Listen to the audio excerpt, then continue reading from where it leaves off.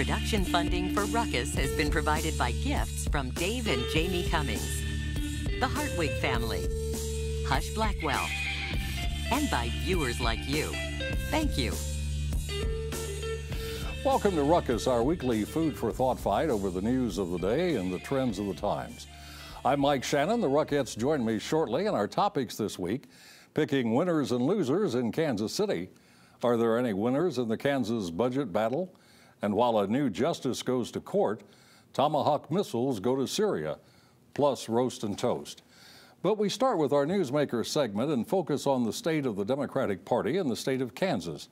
The party made some gains in the legislature last fall and seems poised to gain more victories next year as the school finance and budget crises linger. Joining me to talk about Kansas politics and the state's Democratic Party is its chairman, Attorney John Gibson, who once served as party chairman in Johnson County. Mr. Gibson, welcome to Ruckus. Thanks for coming in. Thank you. It's a pleasure to be here, Mike. We're going to talk about the election in the 4th Congressional District of Kansas in a couple of minutes, but let's start with a few other questions. How does one get to be the chairman of the Democratic Party in Kansas? You get elected by our state committee, the members of our state committee being determined by the Kansas Democratic Party bylaws, which is a large body, a few hundred people, and I threw my hat into the ring for that position and was elected by the members of our state committee. What are you expected to do with that role? To be the leader of the Democratic Party in the state and to raise the money that's needed to conduct our operations are the primary responsibilities. Until the next election, you're really the face of the Democratic Party in the state. Is that fair to say? At least in some sense. Certainly we have elected representatives in the State House and State Senate who do their work as well, but statewide, I'm the Democrat who's been elected by our party to lead us into the next election cycle. Are you cycle. pretty optimistic about what could happen next year in the legislative races, the congressional races, and the gubernatorial race? I'm extremely optimistic. I think we have an opportunity right now, and frankly an obligation to field candidates who will take our message out, because we've suffered in Kansas a great deal under the failed policies of Sam Brownback and his Republican Party. And Democrats have an opportunity now to carry a better way forward to voters and to connect with the voters of Kansas. As you know, Republicans dominate the legislature right now and the governor's office. If that were reversed, if Democrats controlled the legislature and the governor's office, what would we be talking about in Kansas? We'd be talking about expanded Medicaid to not only do the moral thing to bring health care to 150,000 Kansans in need of the ability to go see a doctor when they're sick, but also that would rejuvenate rural economies where hospitals and clinics are closing now. We'd be talking about fixing the school finance problem that we have. We'd be talking about ceasing these raids on our highway funds or state employee retirement accounts to fund the ongoing operations of the Kansas government. Would taxes be higher? Certainly we would need to return to some tax stability. We need to return to the time-honored three-legged stool of taxation that relies upon income taxes in the state, property taxes, and sales taxes. It's a funny thing that Democrats in Kansas are now the party of fiscal responsibility. All right, let's talk about that 4th District race that got so much attention nationally as well as locally. 4th District of Kansas, Mike Pompeo had won the election last fall. He was appointed CIA director, and that opened the seat to a special election. You had a civil rights attorney, James Thompson, representing the Democratic Party.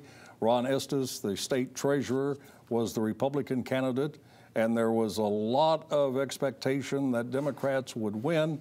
Estes won by 7 points. Ordinarily, you would think that was a significant victory, but by and large now, media pundits and others are saying this was really a victory for the Democratic Party. Certainly, James Thompson and his team put in a hard race and a race that shows us the opportunities we have in Kansas to bring a better message for the future. That's a race that Donald Trump carried by 27 percentage points, and no one outside of the state of Kansas, it seems, expected such a close result. Certainly, I expected a close result, and this was in line with the expectations I had for the excitement I saw in the district and around the state for this election, and the hard work that James Thompson put in. Do you expect to see some growth for the Democratic Party in Johnson County next fall. You've already got Wyandotte County. There are like 5 non-Democrats living in Wyandotte County, but in Johnson County that has been dominantly Republican over the years, do you expect to see that change? I expect that we will keep making advances in elections in Johnson County and around the state of Kansas, frankly. Johnson County is obviously a place with a population that is educated and that values the public education system, and those are values that connect with the Democratic Party and our candidates. So I do expect to make gains there, but certainly not only in Johnson County. We have to look statewide. Got to wrap it up. Thanks very much for coming in. Thank you, Mike. Pleasure to see you. That is Kansas Democratic Party Chairman John Gibson. Now let's meet the panel and start a ruckus.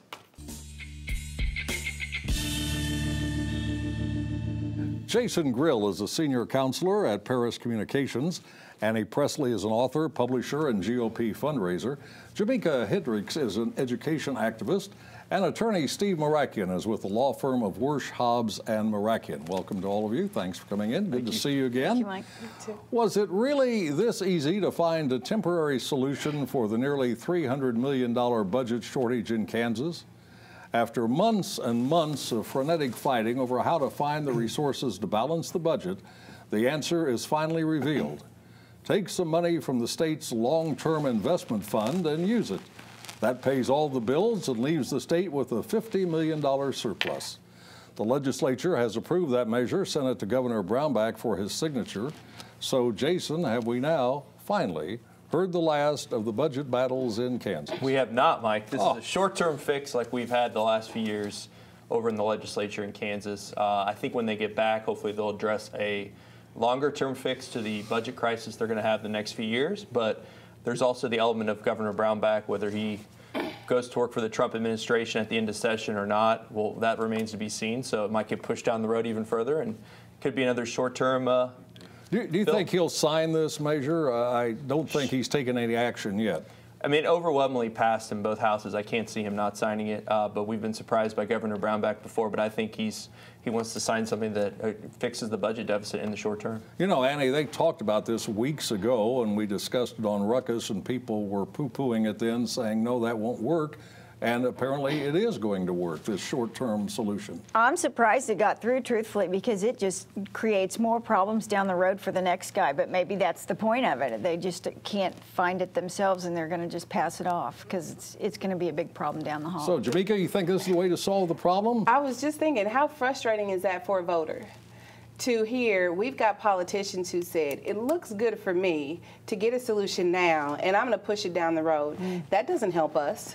But it helps politicians to get to that next level, and so that's just frustrating. Well, they have to do it. They have to have a balanced budget. They have to have a balanced budget by the end of the year. So they have to have a balanced budget, but can they actually balance it? Like, this is like robbing Peter to pay Paul. Well, but it's like, hey, Kansas that's money. like getting in the credit government's card. money. That's ridiculous. But I mean, what would they do otherwise? It's too late to do a tax increase and collect the money for payment this year. So at this point, yes, they're going to have to do short term. But so why? It was the right solution. Because we have legislatures who go down and spend all this time not doing what they're supposed to, and then they come out like, oh, we got amusement park regulations, but we didn't get a budget. I know you're one of the people who thinks there's never enough money for public education. Yes. And now they're talking about in Kansas, the Star has endorsed the idea for school finances of $150 million a year more every year for 5 years, $750 million over 5 years. Is that enough? I think it's great, and it sounds. Is that enough? But it's not going to happen. So yeah, it could possibly be enough if we were actually holding people accountable for how it's spent. But the problem is we're not going to get it, and people aren't going to be held accountable. So no, it's not enough. So the Supreme Court is going to close the schools? I mean, it's threatened to do that if the legislature doesn't come up. I'm sure it is a threat, and I'm sure the legislature will come up with a temporary solution, as they always do. And it's not going to be enough, and we're going to be in the same position again, because this is just how it works. Steve, the state Democratic chairman, was my guest for the interview earlier, and he thinks Kansas is changing, becoming a more moderate state, and looks at Tuesday's election as some evidence of that. What do you think? Well, I think he's partially right. I don't think Kansas is changing dramatically, but I think we're seeing simply a shift in our political times. The Trump election, was a political earthquake, not only in Kansas but around the country. I think what we're going to see is, if over the next year and a half, if the president accomplishes some of the things he said he wanted to do, and if things are going well, and if his approval rate rises to about 50%, then you're going to see Republicans do extremely well in Kansas.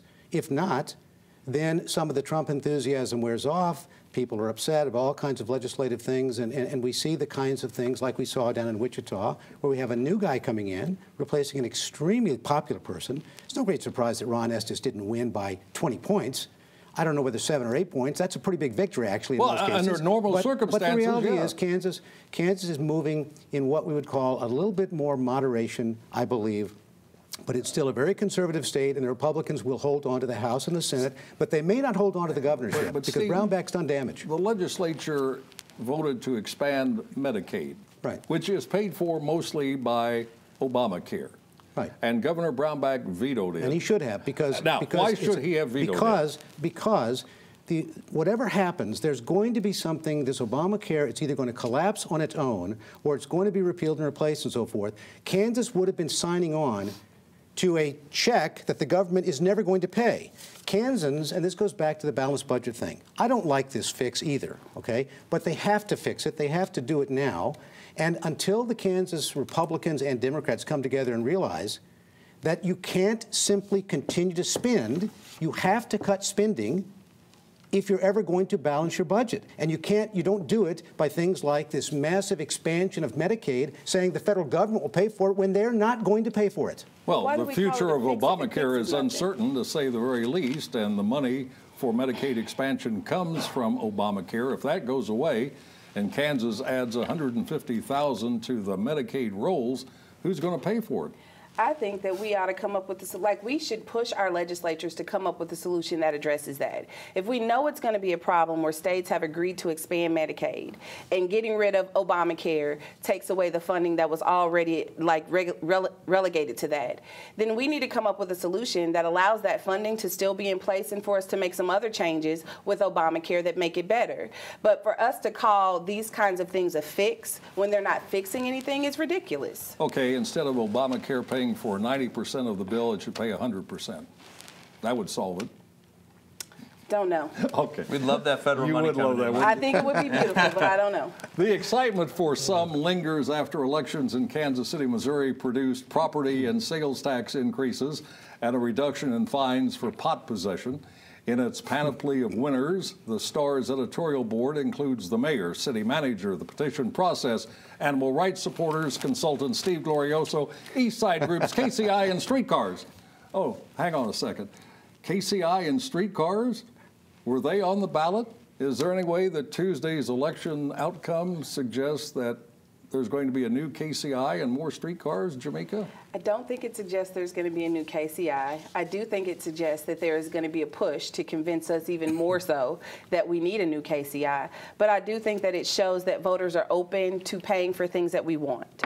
And so I think the listening tours that are happening now with the mayor to get input on KCI, I'm not attending any of them because I think that they're not really trying to get input from the community. What they're trying to do is convince us that we need to do what they want us to do. And this election gave them reason to say, yes, they're willing to pay for it as long as we can convince them that they need it. And so I think that's why they were considered winners. Annie, let me ask you that same question. Did the April 4th election presage a new KCI and more streetcars? There's no doubt that Mayor James has great momentum coming out of this. There's no doubt about it. It was all about infrastructure. And everybody wants infrastructure. Everybody has a pothole. Everybody has a sidewalk that needs to be repaired. Not everybody uses KCI. And not everybody uses the streetcar. And I think we're looking at a completely different voter base for those two elections, separate and apart from what we saw for the $800 million project that just passed. So it's just a completely different kind of campaign that will need to be run, and totally different people will go to the polls. Would it be fair to rephrase what you said as most people don't use the airport and most people don't ride the streetcars? I understand that less than 20% of Kansas Cityans use KCI. And the tourists primarily are using the streetcar. Now, it doesn't mean it's bad. It's just a different voting block than everybody in town. It was packed this morning when I came down here at 10 a.m. It was packed because there's a bunch of things going on in Kansas City. There you go. There's conventions in town. So there's a volleyball tournament with national college students here. I mean, it's being used, especially when the weather gets nicer. We've seen the numbers, but I mean, this is a momentum shift, right? I mean, no matter what you say about the airport, whether it's through the vote in the city, whether it's through a regional authority, whether it's through privatizing it, at some point it's going to get modernized. Well, I think that's going to happen. I think we all need to. I don't think anybody's saying don't modernize it. It's just don't do one terminal. If the people in the city are saying we want it renovated, like the vast majority of the people in the city are saying we want a renovation, we don't want single terminal, and then you're going to say, well, we're not going to do anything because we don't think you know what you're talking about. That's ridiculous. Well, I think something. Nobody said don't modernize. I think something will happen. Well, it's a battle between renovate or replace, and you're saying renovate, make it more modern. I'm saying the voters have consistently said renovate. But it costs more to do that, according to the airlines. But the voters have consistently said renovate, and the airlines actually changed their position. Before, the airlines were saying renovation is the best choice. And then they got to talking to all the people in the political world, and they came back and said, wait a minute, we think one terminal is the best thing for us. So I don't trust it. Well, I'll tell you what, I'm not going to oppose what United Airlines says because they will beat the hell out of me. So if they want to do it, I'm all for it. But I think the streetcar thing, I mean, is going to happen. Well, there are going to be all sorts of elections about streetcars, and it's kind of confusing. And I know Annie was looking at some of the language. You've got the expansion from where it ends now to the plaza and slightly beyond. You have the Clay Chastain plan that's going to be on the August 8th ballot. And then on the August 8th ballot, also this plan that says if you want to expand streetcars, there has to be a citywide vote. Right. A citywide vote of approval. Right. So, you know, it seems confusing at the moment, to say the least. It seems confusing, and I think, Annie, the petition process is so easy to get a petition on there now because of the turnout in 2011. But as we saw in the last election, everyone thought that that election was going to be a no across the board because the naysayers were very active. But we saw that it overwhelmingly passed all 5 issues. So sometimes the people that are the no's are the higher voices. And Steve, we got to wrap it up, but the Star said the petition process was a winner in the April 4th election because the petition process dealt with marijuana and also with East Side economic development. Is that fair to say the petition process is something we ought to be praising and supporting and encouraging? You know, you can't say one way or the other. What I would comment is that the Star, it's so ironic because the Star always loves the petition process when the result is what the Star wants it to be. Otherwise, they are the biggest opponents of the petition process. I don't mind the petition process because I think it gives voters a chance to get things on the ballot. I do think it needs to be reformed. I think it's too easy to get a petition. It does cost an awful lot of money, and some of these petition initiatives are really kind of frivolous. I will say, of all the things that were voted on, the most important one to me by far was we got to make sure people can smoke pot without big penalties. Yeah. There we go. I think it's fair to say the Star doesn't support the petition process when it's Clay Chastain's petition process. That's true. Okay. Judge Gorsuch is now Mr. Justice Gorsuch, taking his place as the 9th member of the U.S. Supreme Court, presumably returning the court to a 5-4 conservative margin. As Gorsuch was being confirmed in the Senate, the man who nominated him was finalizing plans to fire Tomahawk missiles into Syria in retaliation for that country's use of chemical weapons.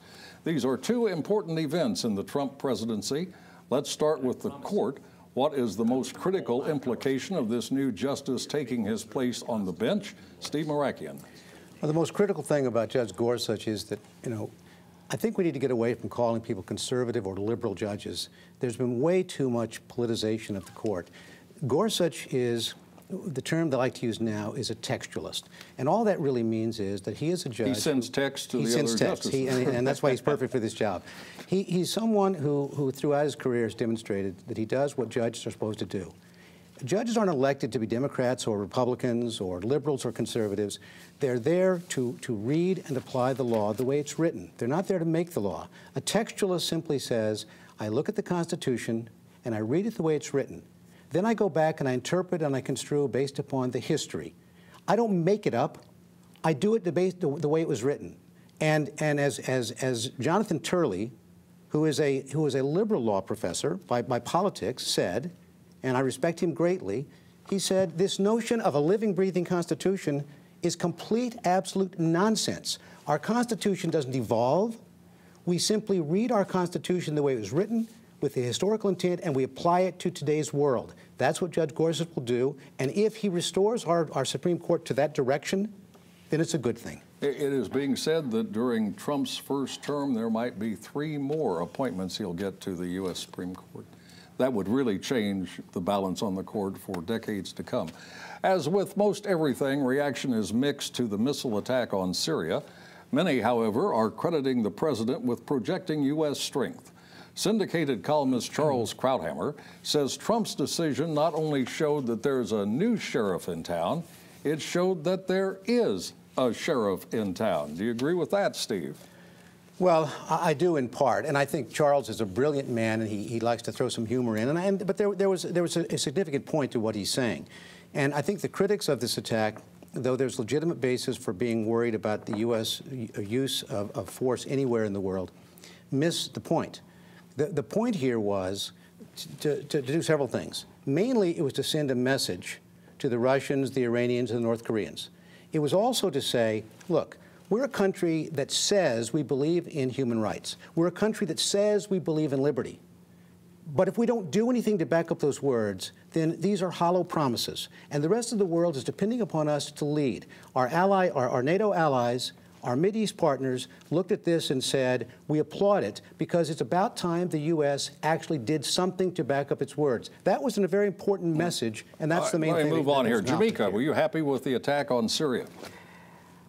I am not happy or unhappy, but well, I'm do you agree with the president's action? I'm disappointed in what has come out of it. So I have a lot of Republicans now saying, hey, we think this is a great thing. The president acted. We now have somebody who's doing something.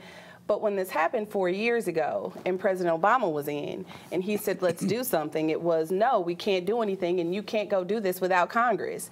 And now all of a sudden President Trump does it and we're like, yay. And so that's the frustrating thing for me. If we're going to be these people who go out and try and act like the world's police, let's do it all the time. Let's not do it when we have one. Trump himself tweeted about this, right, I'm not so sure that's the way it went with President Obama.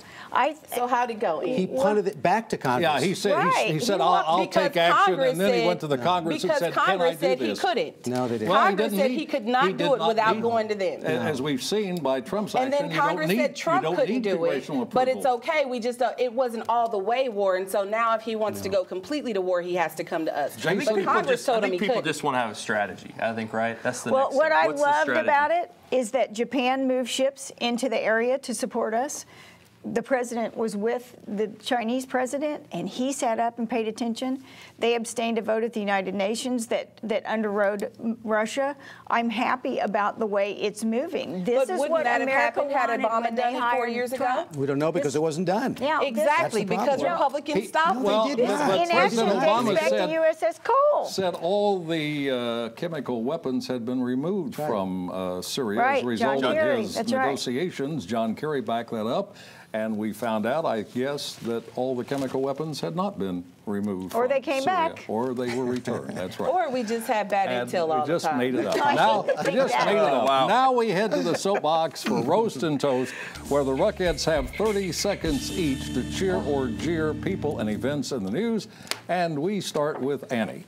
Thanks, Mike. I'm toasting my friend Emanuel Cleaver, our former mayor and current congressman who had the courage to organize a group of people internationally to support World War I commemoration when U.S. started into the war. It was a great event last week on the Liberty Memorial property with 37 countries represented.